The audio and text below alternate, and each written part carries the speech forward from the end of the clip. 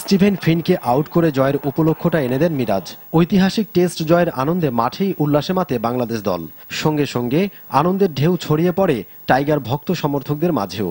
আর dressing রুমও ছিল ম্যাচে 12 wicket নিয়ে ইংলিশ সিংহদের লেজ গুটিয়ে দিতে গুরুত্বপূর্ণ ভূমিকা রাখা মিরাজের জন্য দারুণ উপভোগের। ড্রেসিং রুমে আসলে সবাই অনেক মজা করছি। মুশফিক ভাই, সাকিব ভাই, তামিম ভাই, রিয়াদ ভাই এবং সাব্বির ভাই যারা টিমের আছে সবাই অনেক অ্যাপ্রিশিয়েট করছে এবং বুকে ধরে জড়াজড়ি করছে এবং হ্যান্ডশেক করছে। আসলে তাদের যে হাসিটা, আসলে ওই হাসিটা আসলে আমার কাছে খুব ভালো লাগছে। বোলিংয়ে প্রশংসা কুড়ালেও ভালো ব্যাটিং করতে না পারার আকুতি এ তরুণ অলরাউন্ডারের কণ্ঠে। এখানে এসে আসলে একটু মানিয়ে নিতে একটু লেট হয়ে গেছে বিকজ অফ আমি যে অর্ডারে ব্যাটিং করছি, বাট এখানে অনেক ওয়ার্ল্ড ক্লাস বোলাররা ছিল। আসলে আমি খেলাটা ওইভাবে ধরতে পারিনি, বাট আমি চেষ্টা করব যে আমি যেন ব্যাটিংটা সামনে ইমপ্রুভ করার চেষ্টা করব। তারকা খ্যাতিতে ভেসে যেতে চান না মিরাজ, নিজেকে উজাড় করে দিতে চান দেশের জন্য। আমি কোনো চেঞ্জ হয়নি, বাট একটু ভালো লাগতেছে যে আমি দেশের হয়ে খেলছি এবং ইংল্যান্ডের মতন টিমরে হারাতে পারছি। এটা অবভিয়াসলি অনেক বড় একটা